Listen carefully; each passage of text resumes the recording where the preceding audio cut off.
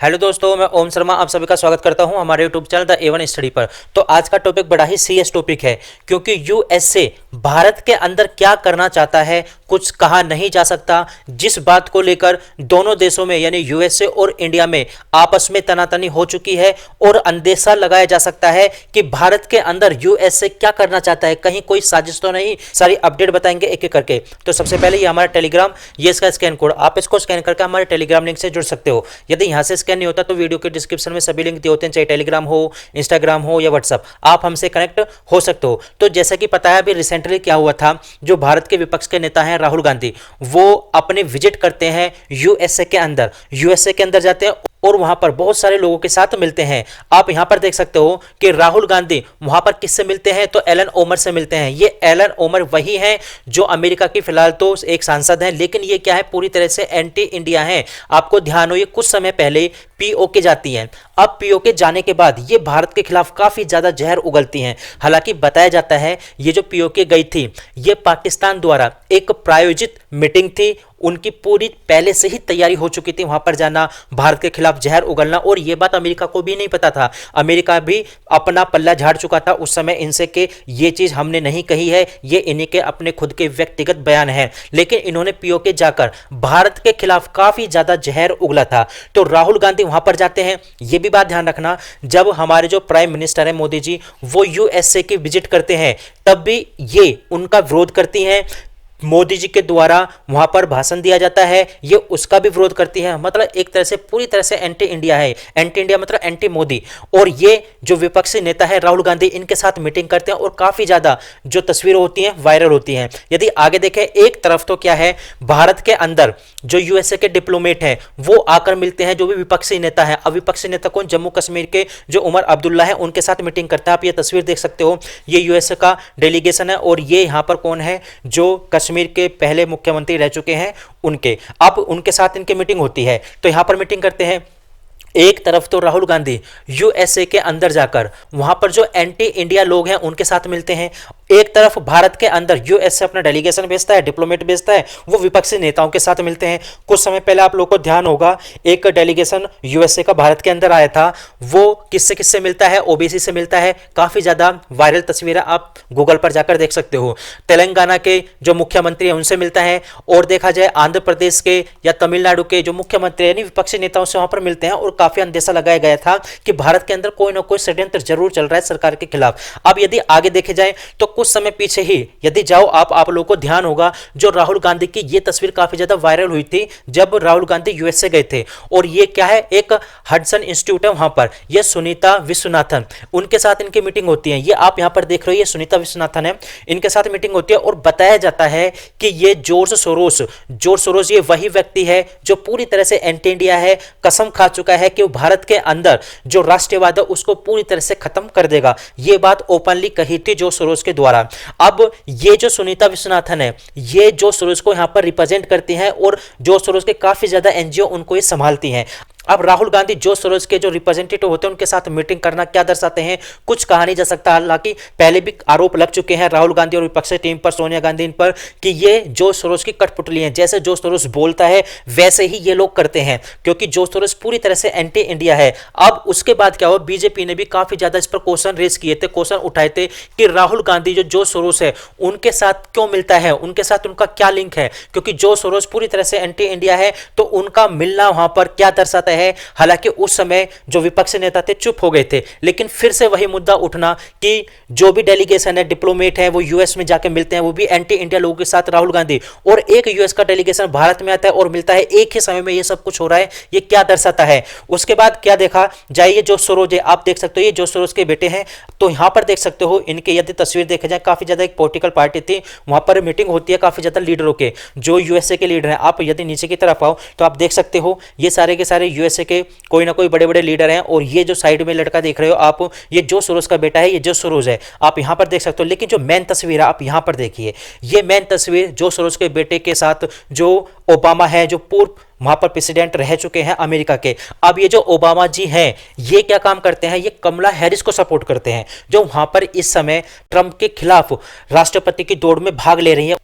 उनको सपोर्ट करते हैं। तो देखा जाए जो सोरोस किस पार्टी के साथ है, कमला हैरिस पार्टी के साथ, तो कमला हैरिस पार्टी के साथ है। तो जो सोरोस एंटी इंडिया है, तो कमला हैरिस एंटी इंडिया क्यों नहीं हो सकती? क्योंकि देखा होगा काफी ज्यादा उनके बयान भी है जो वो भारत के खिलाफ दे रही हैं। अब यदि आगे की तरफ देखा जाए तो अभी रिसेंटली क्या हुआ, जो भारत के विदेश मंत्री है जयशंकर, उन्होंने क्या बोला, be prepared to hear India's comment. ये बात कौन बोलता है? जयशंकर बोलते हैं कि भारत के कमेंट के लिए भी आप तैयार रहे। ऐसी इन्होंने बात बोली क्यों? तो यदि पूरा मामला देखा जाए तो आप यहां पर देख सकते हो राहुल गांधी यूएसए के अंदर एंटी इंडिया लोगों के साथ मिलते हैं, यूएसए का एक डेलीगेशन भारत में आता है और भारत के जो विपक्षी नेता है उनके साथ मिलते हैं, और ये सारे के सारे काम एक साथ हो रहे हैं। इस बात पर लेकर जयशंकर जी क्या हो गए, नाराज हो गए। वो क्या बोलते हैं कि जब भी भारत किसी दूसरे देश में जाता है तो वहां पर वो किससे मिलता है, जो भी वहां पर गवर्नमेंट के अंदर होता है, यानी गवर्नमेंट की टीम से मिलता है। लेकिन जब भी गवर्नमेंट के जो लोग हैं वो भारत के अंदर आते हैं दूसरे कंट्री के, वो विपक्षी नेताओं से क्यों मिलता है? ऐसा क्या कारण है विपक्षी नेताओं से मिलने का?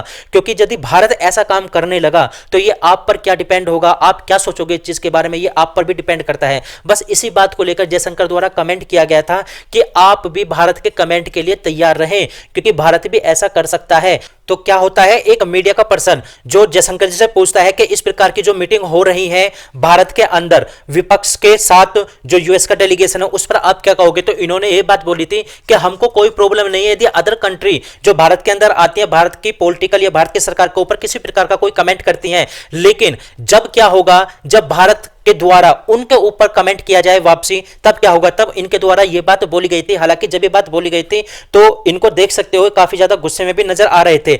अब यदि ट्विटर पर भी आप लोग देखो तो आप यहां पर देख सकते हो, ट्विटर पर काफी ज्यादा वायरल है, हमारे देश में अगर विभिन्न राज्यों के लोगों से मिलकर भारत के अंदरूनी मामले डिस्कस करते हो तो आपके देश में हम ऐसा करें तो आप रोना चीखना मत। ये बात कौन बोलते हैं? भारत के जयशंकर द्वारा बोला जाता है। आप सबसे पहले इस वीडियो को सुनिए। On the people diplomats meeting people look I would only say this that I mean in fact I would make it in a way a bigger issue I mean when I say bigger issue I'm not making it a bigger problem, I'm just giving you the larger principles of it.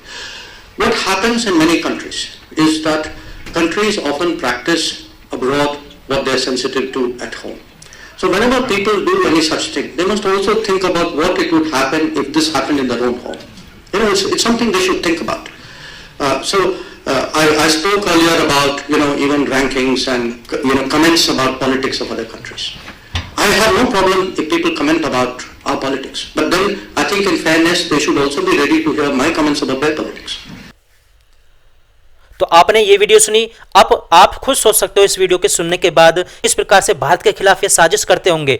हालांकि Bharat mostly दबता क्यों रहा है America से? तो mostly problem थी जो India है और चाइना है, उनके रिलेशन काफी ज्यादा खराब है। जो बॉर्डर स्टेट है, यदि बॉर्डर की बात करें तो बॉर्डर वाला जो एरिया है वहां पर काफी ज्यादा डिस्प्यूट था। तो भारत मोस्टली जो अमेरिका बोलता था वो मोस्टली कर देता था ताकि चीन के साथ उसका दबाव थोड़ा बना रहे, क्योंकि अमेरिका यदि चीन के साथ मिल जाता है तो भारत पे काफी ज्यादा दबाव आ जाता था उस समय। तो अब क्या हुआ, अब वहां पर देखा जाए तो भारत के जयशंकर जी खुद बोलते हैं कि भारत की 75% जो भी प्रॉब्लम थी चाइना और भारत की, वो प्रॉब्लम लगभग सोल्व हो चुकी है 75%। अब ये जो प्रॉब्लम सोल्व हो चुकी है तो भारत इस समय अमेरिका से दबी क्यों? अब ये नहीं है कि ऐसा कि भारत ही ऐसा बात बोल रहा है कि 75% प्रॉब्लम सोल्व हो चुकी है। यह बात तो बोली गई थी जो कमेंट दिया गया था, लेकिन अब खुद चाइना भी यह बात बोल रहा है। आप यहां पर देख सकते हो ट्विटर पर कि हमने अपनी सेना को पूर्वी लद्दाख की 4 जगह से पीछे हटा लिया है। मतलब जो 4 जगह थी वहां से उसको पीछे हटा लिया, जिसमें ऑलरेडी गलवान घाटी भी इंक्लूड है। ये गलवान घाटी वही है